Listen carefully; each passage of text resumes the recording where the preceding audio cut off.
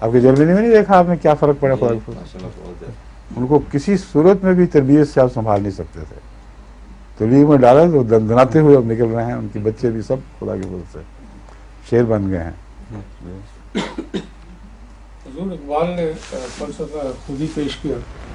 بعض لوگ اپنی خودداری کو بھی بہت اہمیت دیتے ہیں. حضرت خلیفہ ثانی نے سیلف رسپیکٹ کے خیال رکھنے کا بھی ارشاد فرمایا. ان تینوں میں کیا فرق ہے اور تکبر کی حدود کہاں سے شروع ہوتی ہے؟ ٹھیک ہے، پہلے تو یہ کہ اقبال کا فلسفہ خودی ہے کیا؟ اس نے تو بندے کو وہ مقام دیا کہ خدا بندے سے پوچھے کہ میری رضا کیا ہے، بلکہ بندے کو خدا بنا. یہ جو ہے یہ تو شیطانیت ہے، اس کا خدا سے کوئی، اس خودی سے کوئی تعلق نہیں جو غیرت کی خودی ہے. اور ان دونوں میں ایک فرق ہے. اقبال یہ عذر رکھ سکتا ہے کہ اللہ تعالیٰ کسی بندے خوددار بندے کی خاطر اس لفظ خیال سے کہ یہ خوددار ہے اس کی خودداری کا لحاظ کرے. ان معنوں میں یہ شیطانیت نہیں رہے گی. اس لیے دونوں پہلو مد نظر رکھنے چاہیے. میں کنڈم کر رہا ہوں اس بات کو جو عوام الناس اقبال کے شعر سے سمجھتے ہیں. اب حقیقت میں اس کا منشا کیا تھا یہ اس کے پس منظر سے پتہ چلے گا. وہ جرمن فلاسفر نیٹشے کا بہت قائل تھا اقبال، اور اس نے اپنا خودی کا فلسفہ نیٹشے سے لیا ہے. اور مرد صادق کا جو تصور ہے یہ نیٹشے نے پیش کر کے خدا کے خلاف استعمال کیا تھا، اور کہا تھا کہ اب انسان ایسا خوددار ہے اور اپنے شعور کو پہنچ گیا اسے کسی خدا کی ضرورت نہیں. چنانچہ خدا کی موت اپنے ڈرامے میں ایک دکھائی، اپنی شاعری میں کہ خدا مر گیا ہے. اور اس کی اور وجوہات بہت سے دلچسپ ہیں، مگر اصل اس کا فلسفہ یہ ہے کہ انسان اپنے نفس میں آزاد ہو چکا ہے، بالغ ہو چکا ہے، اس کو کسی خدائی کی، کسی رہنمائی کی ضرورت نہیں رہی. اقبال نے اس فلسفے کو نبوت کے خلاف استعمال کیا ہے، اور فلسفہ وہی بغاوت کا ہے. اب انسان اتنا باشعور ہو چکا ہے کہ اس کو نبوت کی ضرورت نہیں. تو یہ خودی کا فلسفہ بنیاد نہیں میں غلط ہے. اس کا آغاز نیٹشے کے فلسفے میں ہے جو ہے ہی ٹیڑھا، اور تھرو آؤٹ اقبال کے اندر یہ تضاد پایا جاتا ہے. بڑی اونچی بات بھی کر رہا ہوتا ہے، بہت نیچی بات بھی ساتھ کر رہا ہوتا ہے. ایک طرف آفاقی امت ہے، دوسری طرف نظریہ پاکستان، دو قومی نظریہ، اور لڑکے چھا جاؤ دنیا پہ. یہ نظریہ اور آفاقی نظریہ اکٹھے چل ہی نہیں سکتے، ان کے اندر اندرونی تضاد ہے. جس قوم نے دنیا میں پھیلنا ہے محبت اور اس سے تبلیغ سے، وہ لڑکے کس طرح فتح کر سکتی ہے دنیا کو؟ جہاں لڑکے مارے گی وہاں یہ تبلیغ اور محبت سب ختم. تو یہ اقبال کے اندر تضادات اتنے ہیں کہ آدمی حیران ہو جاتا ہے.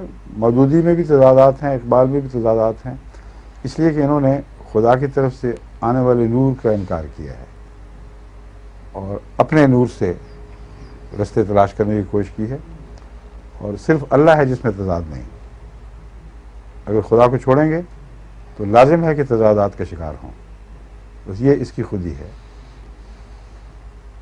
کبھی اے حقیقت منتظر مجھے نظر آ لباس مجاز میں کہ ہزاروں سجدے تڑپ رہے ہیں میری جبین نیاز میں. یعنی سارا قصور حقیقت منتظر کا رہ گیا. میری جبین نیاز میں تو ہزاروں سجدے تڑپ رہے ہیں مگر حقیقت منتظر ہے کہ آتی نہیں. اور دوسری طرف ایک طرف یہ شعر کہ وہ جو سر بس سجدہ ہوا کبھی تو زمین سے آنے لگی صدا، تیرا دل تو ہے صنم آشنا تجھے کیا ملے گا نماز میں. من اپنا پرانا پاپی تھا، برسوں میں نمازی بن نہ سکا.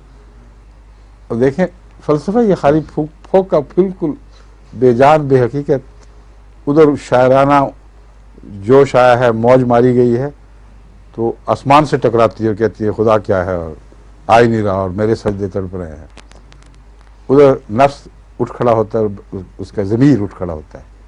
کہ ابھی شکل تو دیکھ، تو ہے کیا، دنیا کا بندہ، ہر وقت دنیا کی سوچوں میں مبتلا، من تو پرانا پاپی ہے، تو نمازی کا بننا ہے. تو یہ وہ تضادات ہیں جو میں بتا رہا ہوں آپ کو، کہ اقبال کی شاعری میں، اس کے فلسفے میں بھرے پڑے ہیں تضادات. اور جماعت کے خلاف جو اس نے مسالک لیے ہیں، مسلک لیے ہیں، ان میں بھی تضادات ہیں. کہیں یہ کہہ دیتا ہے کہ غلام نبی کی کوئی ضرورت نہیں ہمیں، اور ساتھ ہی حضرت یوسف کی غلامی پہ بھی ناز کرتا ہے. یوسف کی تعریف بھی ہو رہی ہے. وہ تو مسلسل تھرو آؤٹ سیاسی غلام تھے، نبی بننے کے باوجود غلام رہے. اور خدا کہتا ہے کہ ان کو طاقت نہیں تھی کہ بادشاہ کی مملکت میں اس کے منشا، اس کے قانون کے خلاف کوئی فیصلہ کریں. اپنے بھائی کے تک کو تو روک نہیں سکتے تھے. تو یہ تضادات ایسے ہیں کہ تعجب ہے کہ دنیا میں دکھائی کیوں نہیں دیتے. اور وہ جو دوسری بات آپ نے کی ہے، خودداری، وہ خودی نہیں ہے، وہ عبادت کا ایک دوسرا نام ہے. غیر اللہ کے سامنے نہیں جھکنا، اپنی ضرورتیں خدا کے سامنے پیش کرو. کر بیاں سب حاجتیں حاجت روا کے سامنے. خدا کے ہاں اتنے کامل جھک جاؤ کہ تمہاری انا مٹ جائے. وہ انانیت کے برعکس خودی ہے، کیونکہ اگر انا باقی ہے تو انسان خدا کے سامنے جھک ہی نہیں سکتا. اور انا کی خاطر غیروں کے سامنے جھکتا ہے ہمیشہ. عجیب تضاد ہے اس میں کہ اس کی جو انانیت ہے وہ چاہتی ہے کہ میں اس کی خدمت، اپنے نفس کی خدمت کرو، اور جہاں سے خدمت ملتی ہے اس کے سامنے سر جھکا دیتا ہے.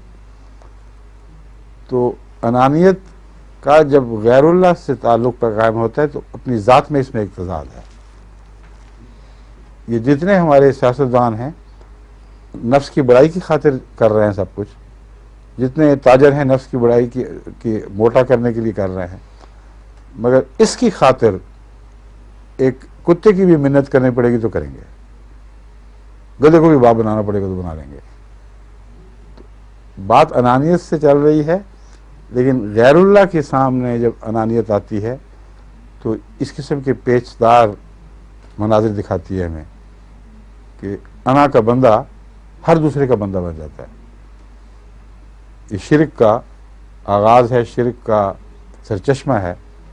یہ وہ انانیت ہے جس کو خدا تعالیٰ رد فرماتا ہے. بس وہ جو خودداری کی انانیت ہے جو رسول اللہ صلی اللہ علیہ وسلم نے پیدا کی، وہ تو نفس کو مٹانے سے پیدا ہوتی ہے. تم نے حیا کرو دوسروں کے سامنے جھکنے سے، زبان نہیں کھولنی دوسروں کے سامنے. ایک کے سامنے سر جھکا دیے بس وہی بہت ہے. اور سر کامل جھکے گا تو دوسروں سے آزادی ہوگی. جہاں اپنی انا نے سر اٹھایا وہاں غیر اللہ کی غلامی لازماً اختیار کرنی پڑتی ہے. یہ ہے وہ بنیادی فلسفہ جو اسلام کا فلسفہ خودی ہے، اور اس کا اقبال کے فلسفے سے کوئی دور کا بھی تعلق نہیں، زمین و آسمان کا فرق ہے. اور تیسری بات آپ نے حضرت مسلم موعود کے حوالے سے کیا کہی تھی؟ Self respect. یہ اس کے تابع ہے جو دوسرا فلسفہ ہے. اپنی ضرورتوں کے وقت تم جھک جاتے ہو بے حیائی کی حد تک، لوگوں کی منتیں کرتے ہو. خدا کا خوف کرو، اپنی ذات کو قائم رکھو. خدا سے جھکنے سے منع نہیں کیا خدا کے سامنے. وہ جو میں نے دوسری بات کی ہے اس کی ایک شاخ ہے جو آپ بیان کر رہے ہیں. ٹھیک ہے.